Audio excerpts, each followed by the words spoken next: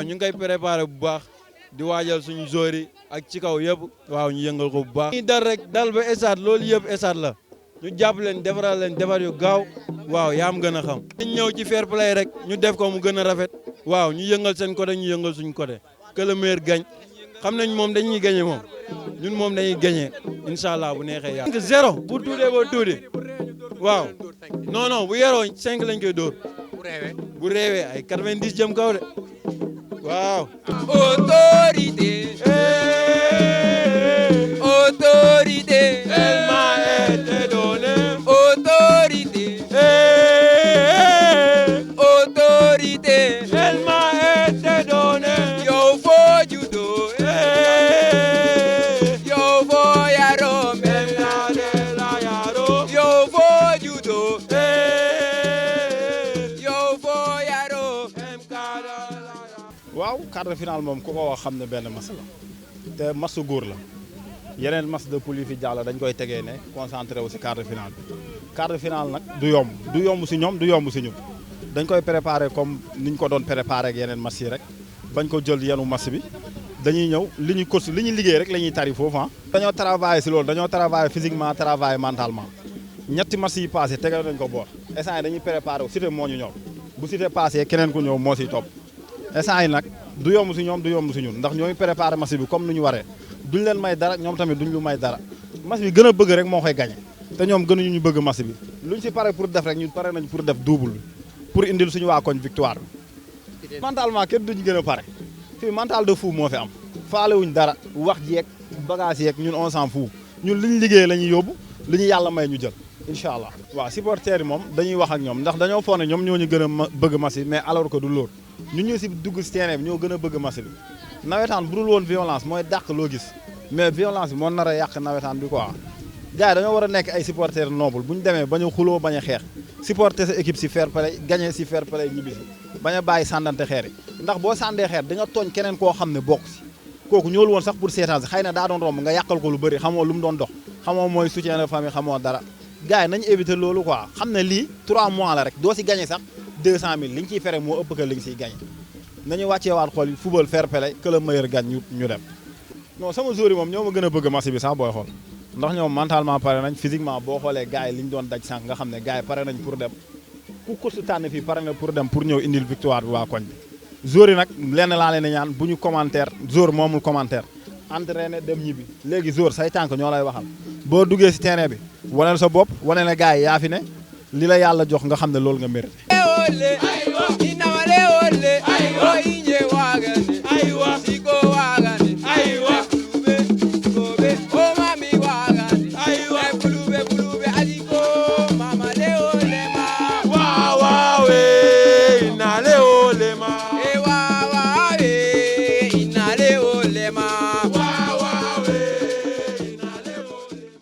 Bah, match de poule, nous, on l'avait démarré dans la meilleure des façons. Comme nous avons départ, nous jouer match de poule pour être le meilleur élève. Le meilleur élève, moi, qui a un point. Et Dieu a fait que nous sommes premiers, nous avons points. On a eu 7 points. Donc on ne crache pas sur le nul qu'on a eu contre face. Donc match de football là, on n'avait pas sous-estimé comme pensent les autres. On a voulu tourner l'effectif parce qu'ils étaient sous la menace d'une suspension. Aussi, ils étaient à l'infirmerie. L'infirmerie était vraiment très garnie. On a voulu vraiment juger nécessaire de faire tourner le groupe, de voir autre chose qu'on avait l'habitude de voir. La préparation foncière démarre depuis le 12 juillet. Donc je ne pense pas qu'une équipe ils nous ont demandé d'avancer sur la préparation. Donc sur la préparation, on n'a pas lésiné sur les moyens. Vous êtes là, vous avez même vu. Donc on a été un peu en avance sur certaines ASC. Maintenant, sur le plan tactique, on a une stratégie qu'on avait mis en place. Il y a une satisfaction. Tout n'est pas rose, tout n'est pas rose. On a rectifié. Peut-être l'équipe adversaire voilà, il a fallu aussi nous peaufiner une stratégie. Le plan qu'on dit le plan B. Mais l'équipe a déroulé sur son plan. L'objectif est nous assigné. Nous sommes dans cette dynamique-là. Waaw xam nga man dama amul habitude di wax ci ay schéma wala ay physionomie de jeu parce que yooyu moom la ñuy tuddee dans le jargon une animation loolu ay nit ñoo ko animé rek parce que man je ne fais pas de fixation kii day jouer 3-5-2 kii day jouer 4-4-1 4-3-3 non c'est pas le plus important. Le plus important mooy le jour bi nga xam ne moom nga ñuy dem match animation bi ñuy mettre en place ñi nga xam ne ñoom ñooy nit ñi ñoom ñooy joueurs yi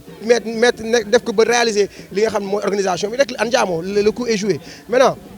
Certes, comme tu l'as dit, je ne vais pas fuir la question. J'ai vu l'équipe de Cité jouer au ballon. C'est une équipe vraiment joueuse. C'est une équipe qui est très très forte au milieu, comme tu dis, très très forte en défense et très rapide sur les côtés, sur les flancs. Donc on les a vus jouer. On va les préparer. Maintenant, ce qui est le match, c'est l'équipe joueuse. Parce que l'équipe de Aïnou Madi, sur le papier, ils n'égalent personne. Hein. Sur le papier, ils ont une très bonne équipe, vraiment, qu'on respecte beaucoup. Nous sommes d'ailleurs, parce qu'on aimerait beaucoup de gens Aïnou Madi, parce que l'affiche finale, mais bon, comme que le tirage, non la demain. Il faut que nous jouions, nous devons jouer fair play. Qui m'a gagné? Parce que Kermassar m'a gagné toujours. Maintenant, match de football, du guerre. C'est autour de 95 minutes. Après, qui m'a gagné? Après, on a après, supporters, nous sommes censés, nous sommes animés, nous sommes asiko, nous sommes boisson. Après, qui nous gagne? Qui gagne? Nous jouons. C'est la loi du sport. Il faut que nous gagnions. Ana santé yalla gagné nañ ko tok na ana yeneen équipe tok nañ donc il faut que mo am ñu tok nawetaan xam nga kan mo gagné ki jël coupe ki gagné final sax perdre ki jël coupe rek mo gagné te ñun ñëpp mënuñ dem final équipe yëpp mënuñ dem final il est dit que Cité Aïnou Mady ak Médina kenn mooy dem demi final te kenn mooy dem demi final bu ñu géré sax kenn mooy dem demi final ñun ñëpp mënuñ dem demi final il faut que kenn dem demi final donc sur le plan pression oui j'ai une forte pression parce que neexul parce que am na lu fa xewoon je le regrette au plus fond de mon cœur du amaat parce que doomu aadama bu nekk il grandit de ses erreurs li xewoon 2019 peut-être erreur la man du ma duggaat ci détail yooyu je les respecte je ferme ma bouche je réduis mes pas je ne fais pas de communication sur le match là j'attends le jour du match li ma mën ma wane ko avec beaucoup de respect li ma mën ma wane ko di leen ñaanal jàmm di ñaanal suñu bopp jàmm di ñaanal su nekkee am nañ blessé yàlla nañ ñëpp wër yàlla nañ nekk au complet ñun aussi yàlla nañ nekk au complet après ku mën mu gañ ma ne Cité Aïnou Mady du koñ bu ndaw nekkul nawetaan tey du excusez-moi du teraanga bi doog a juddu ren Cité Aïnou Mady moo ma mag bien vrai que man du ma xale ménager les cheveux blanches donc c'est des gens civilisés qui habitent là-bas am naa jàmm te maa ngi ñaan yàlla am jàmm parce que lii andi jàmm mooy man ma respecter seen institution parce que Aïnou Mady institution la parce que c'est pas pour rien qu'on écrit ici repose l'avenir donc comme que ici repose l'avenir donc man damay respecter institution parce que moo ma mag donc par respect dinaa dugg ci koñ bi du ma wax waxu sport du ma wax waxu football du ma wax waxu nawetaan par respect même par respect bu may dugg foofu lii dama ko dugg sama sac sol sama yére ma dem parce que dafa am loo xam ne aussi koñu jàmbur ñoo ko moom lii nawetaan la dafay jeex fii li ma wax sànq moo fi fii liggéey moo fi andi liggéey bi dama ko jox àqam moom mat sëkk su jaree ma coaché ba dee terrain mën na kay gañ naa ko def pour mën na kay gañ il faut même pas parce que je suis là pour un job je suis là pour 4 ans je suis là pour gagner la coupe départementale nekkul match bi moo nekk sama kanam de dama koy jouer pour gagner ko yàlla na ma yàlla may ndam je les sous-estime pas dama ne yàlla na Cité bi mat kenn bañ a ñun ñëpp ay frères lañ ki dëkk Grand Médine ak ki dëkk Médina Kell ak ki dëkk Alaaji Paate ñoom ñëpp ay frères lañ gis nga Médina Kell ñu bëri ñu fi dëkk dañuy fréquenter Alaaji Paate ñu dëkk Grand Médine Cité bi dañuy fréquenter ñu dëkk Cité bi biir Médina Kell la ñuy fréquenter vice versa donc ñun ñoo bokk donc bu ñu gaayantee ñun ñooy seetanteer suba donc li amoon keroog stade maa ngi koy déplorer parce que bi ma génnee stade j'ai été agressé ça je vous l'apprends sama yoon nekkul ci match waaw sama yoon nekkul ci match mais je l'ai pris avec philosophie parce que peut-être ñi ma agressé ils n'ont pas compris parce que sport dafay boole ay nit mais warul féewule ay nit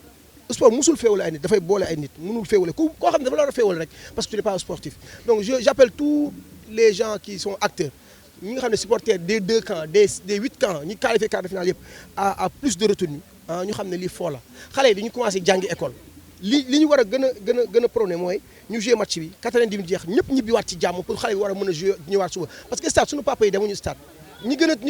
a feesal stade bi mooy 15 ans 18 ans 25 ans donc ñooñu ñëpp ay élèves lañ ay étudiants suñu demee stade ñu gaañu ci après ñun ñooy loolu parce que ñun ñooy père de famille après dañuy dindi suñu casquette entraîneur nekk casquette éducateur nekk casquette père de famille donc affaire bi Kër Massar mooy gagné coupe bi ku war a jël suñu borom wax na ko ba pare kenn mënul fexe ba mu changé waat li mu bind donc destiné yi nit ñi tracé nañ ko pare donc nañ ci ànd ak retenue nañ ci ànd ak fair play ki nga xam ne yàlla moom la dogal mu gañ moom mooy gañ Médina Kell am na ay at dañ koy gagné muy muñ daaw gagné na yàlla moo ko tuddoon ren dañoo ñëw pour gagné bu ñu gagné alhamdulilah suñu gagné aussi alhamdulilah on va pas se mettre là à se bagarrer ou bien à se poignarder ou bien à se tuer ñaanuñu jaar perdre parce que kenn demul ci arène pour perdre dañuy dem pour gagner te dañuy ñaan yàlla incha allah gagner. Bon, je souhaite la totale à toutes les équipes qui sont qualifiées en quart de finale donc li ma lay wax rek mooy li nga xam ne moom la ñu joxoon comme feuille de route bi mooy Médina Kell objectif bi mooy duñu nëbbatu. On a été favori au départ, on assume cette costume de favori. Nous sommes là pour gagner la Coupe 2021 et nous sommes là pour gagner la Coupe départementale. Vous êtes là aujourd'hui, vous avez vu la séance. On a des joueurs qui ne sont pas là, qui sont rentrés en hivernal. On a une infirmerie très très garnie. Il faut que nous ayons nos joueurs qui gagnent. Ils sont au nombre de 5. Nous mën leen retrouver wu ñi nga xam ne dañu dem hivernal dinañ ñaax jaxante seen club yi ñu may ñu ñëwaat donc vous avez vu conditions d'entraînement yi donc le président Pambay et le staff de Médina Kell et les supporters vous avez vu les supporters en SICO mettre nañu à l'aise ils nous ont mis tous les moyens du monde pour que ñun ñu mën a jël départemental donc objectif bi c'est pas la coupe zonale duñ top état bi parce que coupe zonale doo xëy rek dem jël coupe bi il faut que nga gagner match par match donc on a un quart qui nous attend contre la cité Aïnou Mady dañ ciy dem ak philosophie dem ci ndànk di ñaan yàlla may na ci ndam bu sedd guy bu amul benn werante kenn bañ ci am lu la naqari kenn bañ ci am benn égratignure que muy ñun que muy ñoom ñun ñëpp ñu dem ci match bi jeex ñëpp àndaat longu nekk ay xarit ñibbi si waat loolu la ñuy ñaan yàlla et je vous remercie la Proxi TV télé bi la jege bi lay wan sa bopp ASC Médina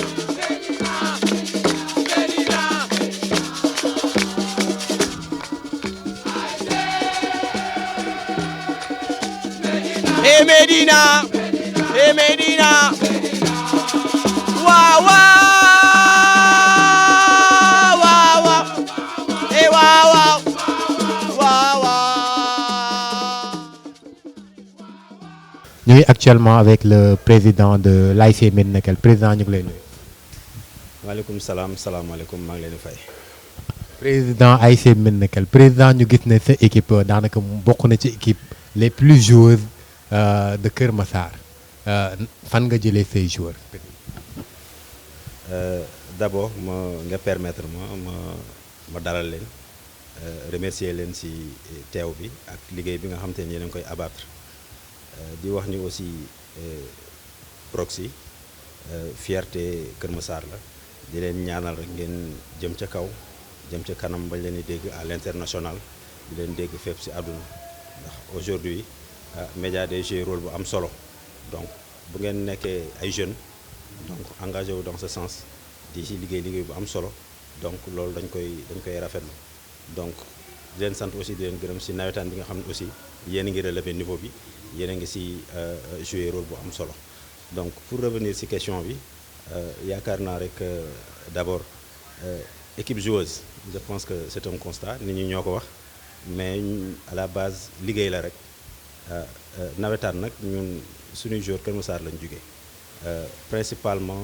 joueurs yi ci koñ bi lañ dëkk am nañ nag yenn joueurs yoo xamante ne ci yeneen koñ yi lañ jógee ndax nawetaan moo demee noonu équipe bi dañuy weccante ay joueurs léeg-léeg nga waxtaan ak joueur rek ba nga jubóog moom ci ay kàddu mu ñëw footballal la mais daal li ñu leen mën a wax ci lu gàtt mooy suñuy joueurs yëpp Kër Massar dañuy jóge donc équipe joueuse je pense que loolu damay remercier sama staff bi yëpp remercier waa ASC bi mais aussi di ci remercier staff technique bi nga xamante ni l'entraîneur moo ko jiite moom ak ses collaborateurs j'espère que équipe bu amee benn qualité de jeu bi bu ñëpp di wax boo xamante ni def na attraction je pense que moom mooy pièce maîtresse bi kon je pense que dañ ko ciy jaajëfal di ko sant yàlla rek comme que ñëpp constaté nañu nous sommes une équipe joueuse. leneen li ci des nag mooy ASC moom waa koñ bi ñooy génn dugal seen loxo ci poche cotiser li ASC yëpp di def moom la ñuy def ñu exception kii def fukki dërëm kii def juróomi dërëm kii def ñetti dërëm kii def téeméer kii def junni ñu dajale xool li nga xamante ni moom la équipe bi soxla incha allah donc ñu def ko si pour mën a nekk dans les conditions de performance mais daal financement nawetaan moom ni ngeen ko xamee rek cotisation la waaw. bu ñu fàttalikoo si ginnaaw tuuti avant may ñëw si département bi am na benn année boo xamante ni les ASC donc ñun amoon nañu ci position bu am doole en 2015 dañoo budde woon ñu ni duñ footballati si terrain vague bi nga xamante ni moom la Kër Massar am donc loolu moo indi woon ñu commencé di déplacé wu di dem ba Pikine ba récemment ñuy dem Mbao di fa def suñu compétition navétane donc cri de cœur boobu je pense que avant Kër Massar di nekk département doon nañ ko yëglul wax dëgg fa yàlla l'édile bi nga xamante ni moo fi nekk muy monsieur le maire toog nañ ak moom ay waxtaan yu bari muy porter combat bi jooytu na ko bañ dégg ko fu nekk waaye nag yaakaar naa ne pour ñu am stade dépendrul exclusivement si moom mi ngi si joué rôle am waaye ñu ko si gën a woowaat aujourd'hui nag Kër Massar dafa nekk département te ku wax département di nga wax ay infrastructure mënoo ko wax te xalaatoo jeunesse sport moo nekk loo xamante ni moo gën a mën a dajale ay jeunes kon je pense qu'aujourd'hui les autorités ils sont face à la responsabilité war nañ mën a gestu jeunesse bi ñu xool li nga xamante ni mooy espace bi fi nekk au lieu ñu koy utiliser à d'autres fins ñu profiter aussi sedd ci jeunesse bi xalaat ci jeunesse bi pour ñu mun si am au moins benn stade boo xamante ni stade multifonctionnel la loolu tamit aussi dama ci profiter di jaajëfal mais di sant suñu benn dëkkandoo di ñu wax Lamine Diaw bi porté bu gën a porté combat bi ñuy wax Kër Massar réclame son stade moom tamit mi ngi ciy joué rôle bu am solo wax dëgg fa yàlla gis naa ni xeex la boo xamante ni ñëpp war nañu ko ci jàppale ñëpp war nañu ko ci dooleel bu ko defee mu nekk loo xamante ni day aboutiru ci Kër Massar dem ba am stade mu nekk le bonheur de tout le monde en tout cas c'est un rêve boo xamante ni war na mën nekk réalité aujourd'hui te dinañ def lépp lu ñu mën dinañ ci taxaw lépp lu ñu mën incha allah ba combat boobu ñu réussir ko am suñu stade incha allah.